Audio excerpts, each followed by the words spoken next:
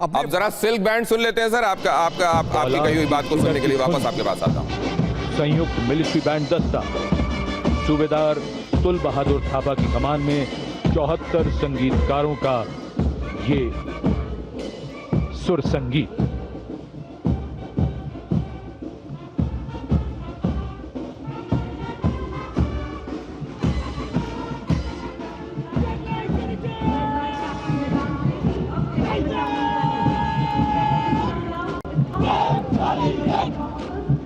Captain वेदांत सेठी के नेतृत्व में जम्मू और कश्मीर लाइट इन्फेंट्री का दस्ता इसी रेजिमेंट के नायब सूबेदार बाना सिंह हैं, जिन्हें परमवीर चक्र से सम्मान किया गया था। इस रेजिमेंट को कई पुरस्कार मिल चुके हैं। रेजिमेंट का आदर्श वाक्य बलिदानम वीर लक्षणम। Going past the saluting base, the regiment of artillery.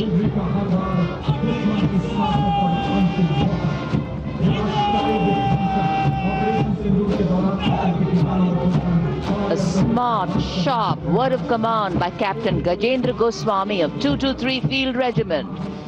This is the largest and most artillery regiment लगभग 200 साल पुराना, जिसका इतिहास है। हर जगह इज्जत और इकबाल जिसका ध्येय वाक्य है। और अब आप सुनने वाले हैं संयुक्त मिलिट्री बैंड 75 म्यूजिशियंस, जिसमें आपको दिखाई देंगे।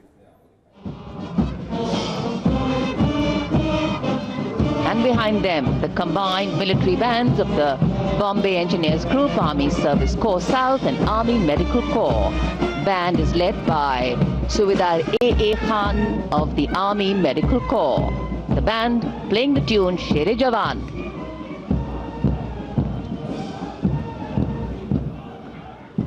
और अब भैरव बटालियन, इसको क्यों बनाया गया, इसकी आवश्यकता क्यों महसूस हुई, जनरल दत्ता आपको बताएंगे। और ये किस हिसाब से भारत की फोर्स मल्टीप्लायर है वो भी आप जानेंगे। जनरल दत्ता। बिल्कुल, देखिए ऐसा है कि आपने पैरा स्पेशल फोर्सेस के बारे में सुना होगा, जो हमारे अलग अलग सेक्टर्स के अंदर ऑपरेट करते हैं। और अभी उसके और इन्फेंट्री के बीच के गैप को पूरा करने के लिए मल्टी डोमेन वॉरफेयर के लिए भैरव बटालियंस का अभी हमने इनको रेज़ किया है।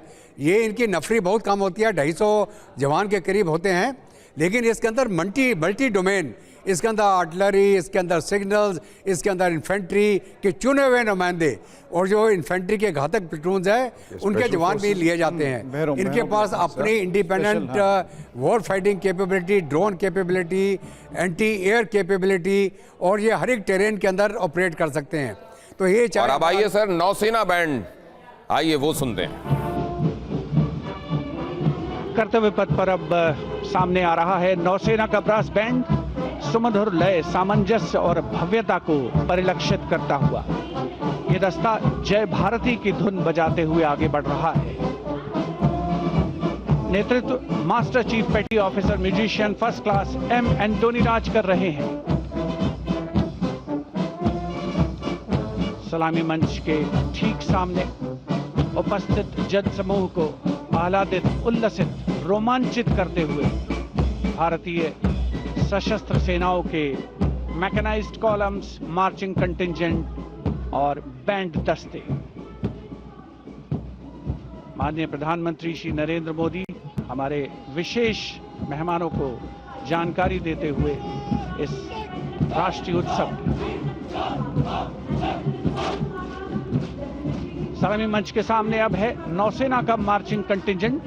इस दल के कमान लेफ्टिनेंट। नौसेना बैंड के बाद नौसेना का मार्चिंग दस्ता आप देख रहे हैं, और उसके बिल्कुल पीछे आपको दिखाई दे रही है नौसेना की इस बार की झांकी, इस बार की टैब्ल्यू, जिसके बारे में अब से कुछ देर पहले कमांडर साहब हमको बता रहे थे। कमांडर साहब, एक बार फिर से मैं जानना चाहूंगा, इस बार उस झांकी में खास क्या है? झांकी में जो खास है वो है बेसिकली कि नेवी जो है वो एंकर्ड है ट्रेडिशंस में अपने, उसकी आपको एक झलक मिलेगी। And we are sailing towards self reliance. हम अपने उसके लिए अग्रसर हैं, आत्मनिर्भरता के लिए अग्रसर हैं, और हम इनोवेटिव नेवी हैं। ये तीन चीज़ों आपको बहुत क्लियरली दिखाई देंगी। इसमें आप देखेंगे कि ये जो है, जो टैब्लू है, ये भी हमारे यंग ऑफिसर्स ने डिज़ाइन किया है इसको, और उसमें एक लेडी ऑफिसर भी हैं। और इसमें आप एक सैटेलाइट भी देखेंगे, GSAT-7 सैटेलाइट, जो कि नेवी ने BSNL के साथ मिलकर बनाया है अपनी सिक्योर कम्युनिकेशंस के लिए एट सी, जिससे कि वीडियो चैट्स, आपकी बाकी जो भी डेटा लिंक कम्युनिकेशंस हो सकता है शिप्स के बीच में, एयरक्राफ्ट के बीच में, सबमरीन के बीच में। तो ये एक डेडिकेटेड सैटेलाइट की भी नेवी अपने आप में उसको तैयार करती है। और अब एयरफोर्स का ब्रांड, उसके बाद एयरफोर्स का मार्चिंग दस्ता और एयरफोर्स की Tableau, including 57 Agniveer men, 9 women Agniveer and 3 drum majors, led today by Sergeant Charles Anthony Daniel, playing the tune Sound Barrier.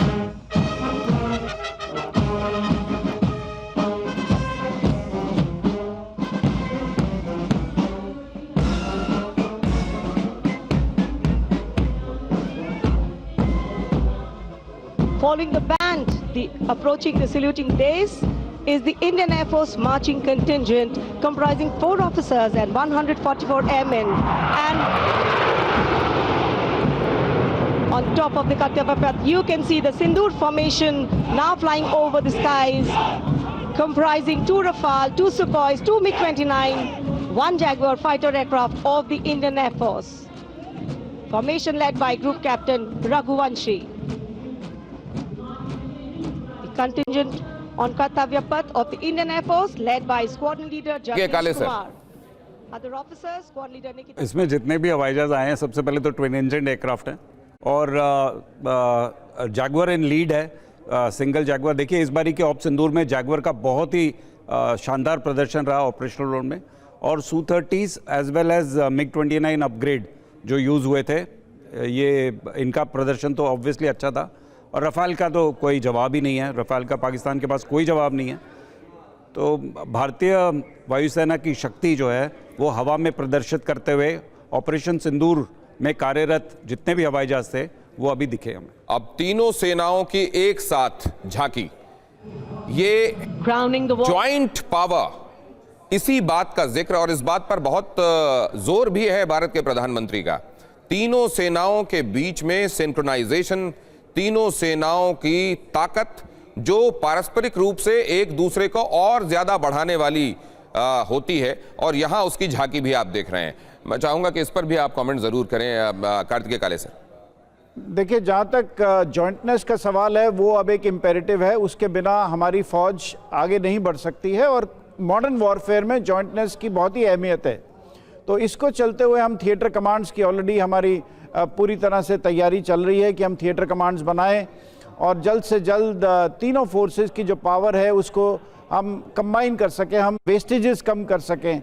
ये सारी चीज़ें लेकर जॉइंटनेस एक बहुत इंपॉर्टेंट रोल प्ले कर रही है मॉडर्न वॉरफेयर में, और इसको चलते हुए देख के ये मॉडर्न वॉरफेयर में जॉइंटनेस बहुत आवश्यक। और यहां पर जो आप देख रहे हैं झांकी, संग्राम से राष्ट्र निर्माण तक, ये विषय है जिसके आधार पर ये झांकी बनाई गई है, टैब्ल्यू बनाई गई है। Led by the Uttam Adhikari, Bapanur Ji Babu is marching to the resonant and stirring tune of Sare Jahan Se Acha.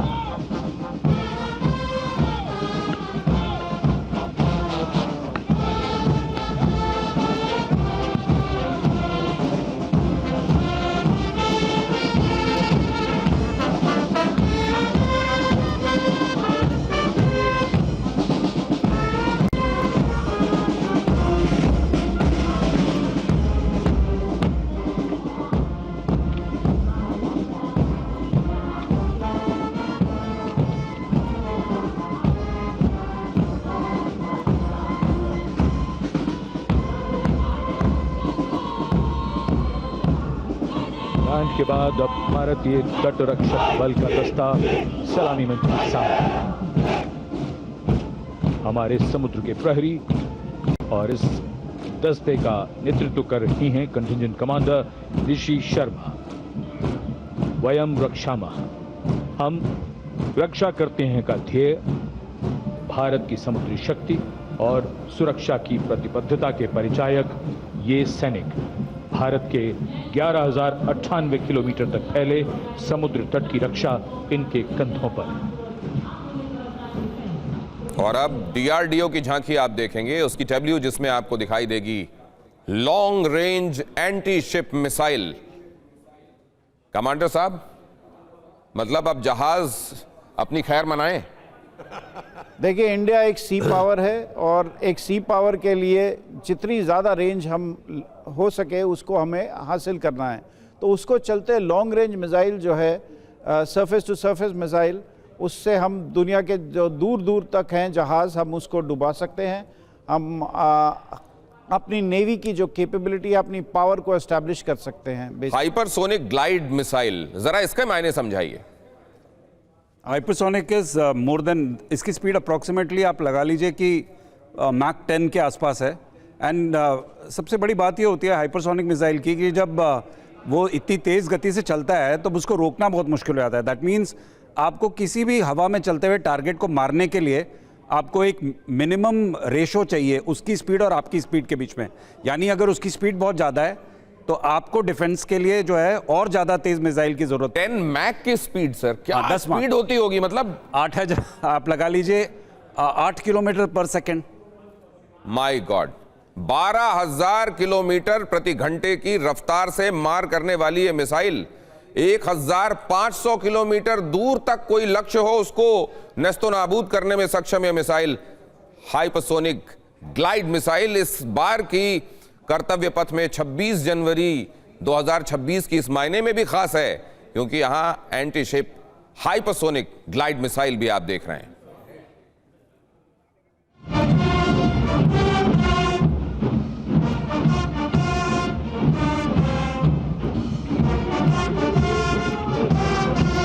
And this is the CRPF band going past the saluting base, playing Desh Ke Hum Hai Rakshak, commanded by Inspector Shamsher Lal.